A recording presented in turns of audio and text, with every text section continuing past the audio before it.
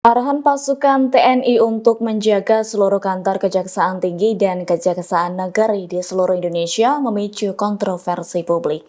Terkait hal itu, Wakil Ketua Komisi 1 DPR Fraksi Demokrat yakni Anton Sukartono Surato mendesak TNI dan Kejaksaan Agung memberi penjelasan. Menurut Anton, penjelasan tersebut diperlukan untuk menjaga ketenangan masyarakat.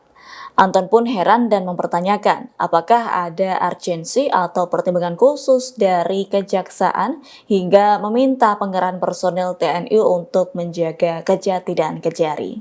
Sebelumnya perintah TNI mengamankan Kejati dan Kejari muncul dari perintah Panglima TNI Jenderal Agus Subianto.